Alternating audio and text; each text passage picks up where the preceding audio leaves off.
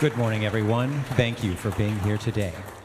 Prime Minister Kristersson, accompanied by Foreign Minister Billström, will now deposit Sweden's instrument of accession to the North Atlantic Treaty, with Secretary of State Blinken representing the United States of America as the depositary of the treaty.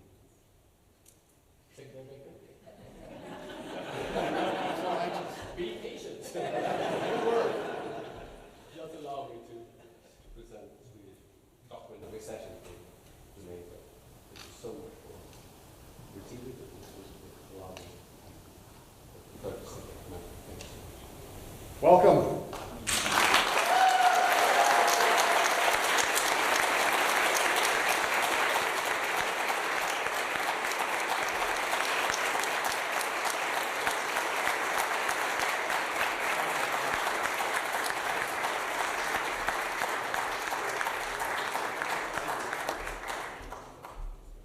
Well, good things come to those who wait. No better example. But with receipt of this instrument of accession, let me be the very first to welcome Sweden as a party to the Washington Treaty and the 32nd member of the North Atlantic Treaty Organization.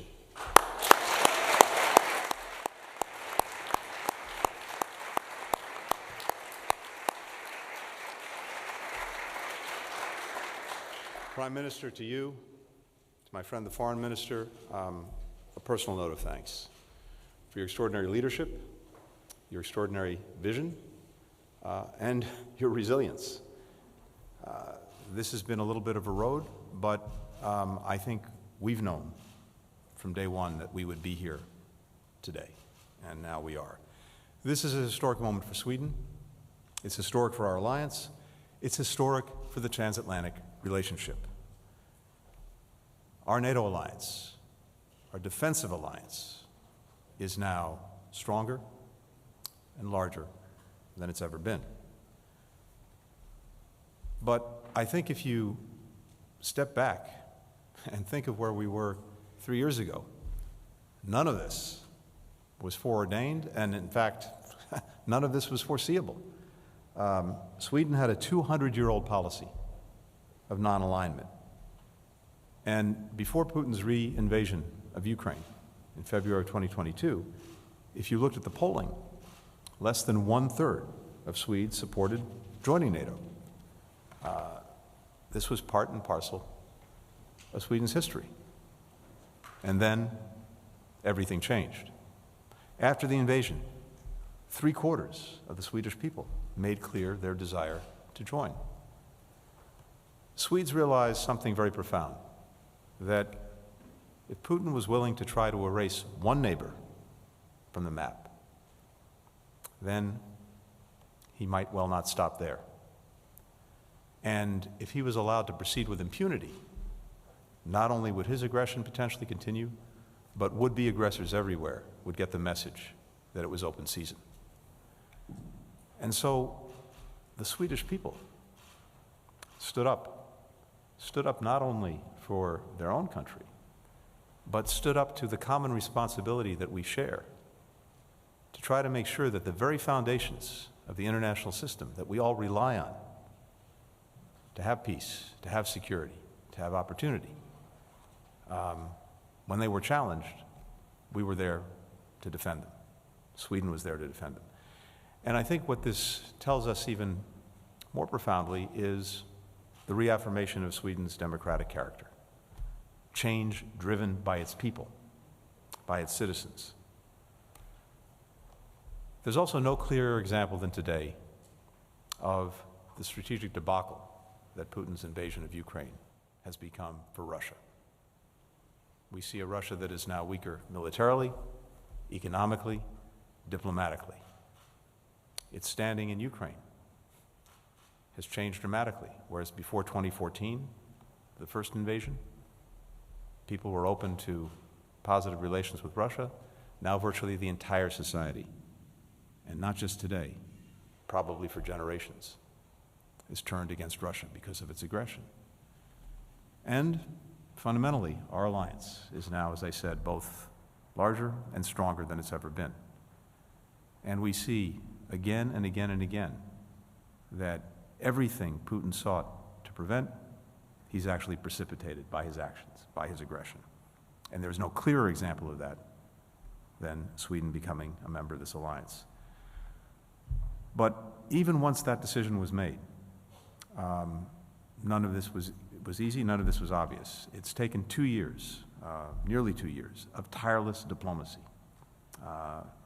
together with the extraordinary Secretary General of NATO, Jens Stoltenberg, to achieve ratification by every NATO member. And again, the determination of Sweden's leadership, the extraordinary diplomacy that it's exerted, making sure that every question was answered, every challenge was met, every obstacle was overcome. That's what brought us to today. Now, some doubted did we get here? We never did, and we are here. This, of course, is also built on an extraordinary foundation of partnership between Sweden and NATO that goes back many, many years. Sweden's long been an active partner with NATO allies, training together, exercising together, working together. And fundamentally, the reason this is such a strong, powerful fit is because Sweden embodies and promotes the core values that are at the heart of NATO: democracy, liberty, the rule of law. And it also brings some unique capabilities to this enterprise, unique capabilities in the Arctic, the Baltic Seas. And this year, of course, Sweden will contribute more than 2% of its GDP to defense and continue to show the way for all NATO members.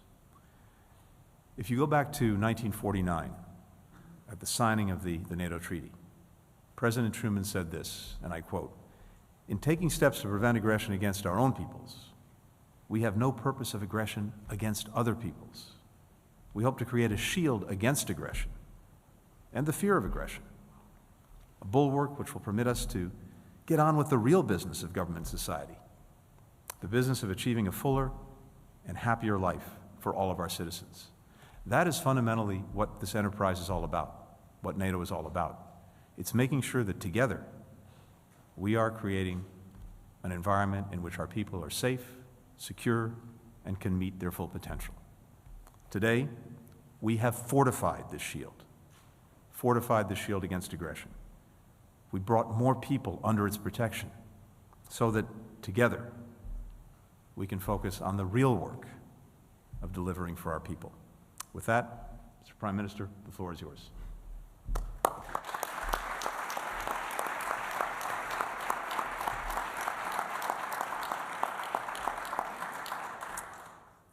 Thank you so much, Mr. Secretary.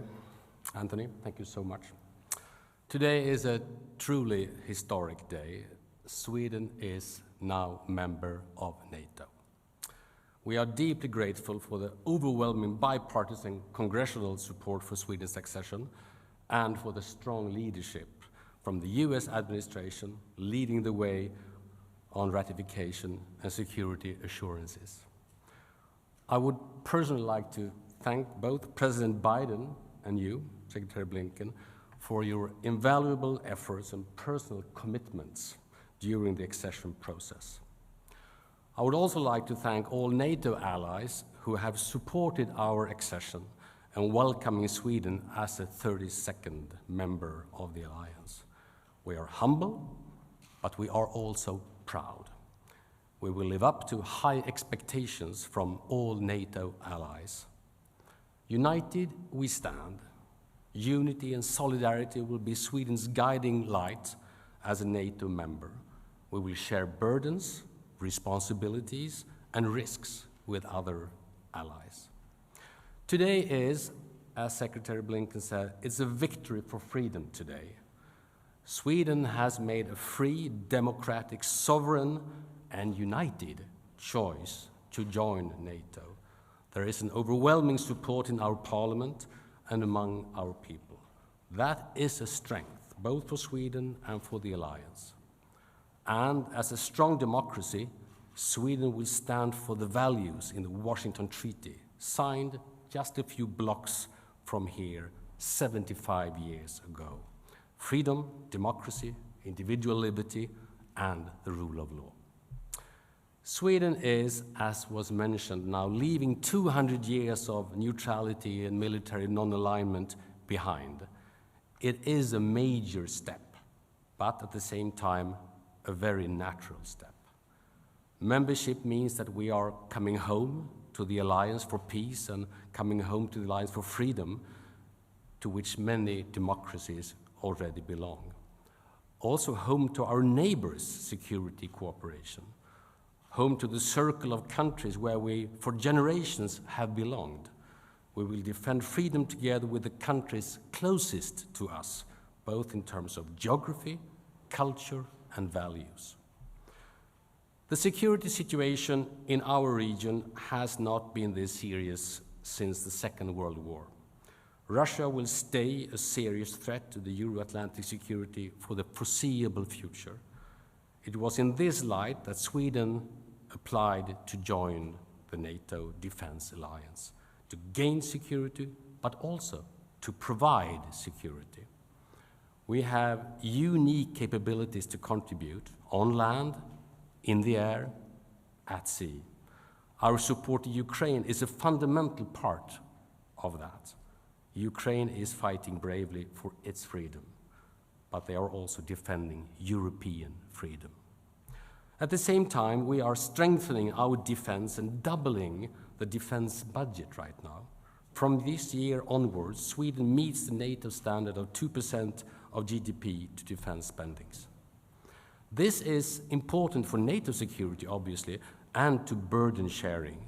We are increasing the numbers of conscripts, strengthening civil defense, and reintroducing civilian service in Sweden. We have been prepared for this task for quite a while, and I'm very pleased to take this very final step. Sweden is joining NATO is not the end of something.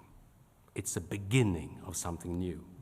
I look forward to making the world safer and freer together with the United States and all other NATO allies. And allow me, finally, a very short summary in Swedish. En väldigt kort sammanfattning på svenska. Det är en i sanning historisk dag idag. Sverige är från och med nu medlem i NATO. Jag vill personligen tacka både president Joe Biden och utrikesminister Blinken för ovärderliga insatser och deras personliga engagemang under hela den här anslutningsprocessen. Sverige lämnar nu 200 år av neutralitet och militär alliansfrihet. Det är ett stort steg, men också ett väldigt naturligt steg. Det här är en gemensam framgång för Sverige. Det är en historiskt kort process som tidvis ändå har känts lång. Ett arbete som har krävt otålighet och uthållighet i skön förening. Den här dagen är en seger för friheten. Sverige har gjort ett fritt, demokratiskt och självständigt val att gå in i NATO. Det finns ett överväldigande stöd för det i vår riksdag och hos det svenska folket. Det är en styrka för Sverige och för alliansen.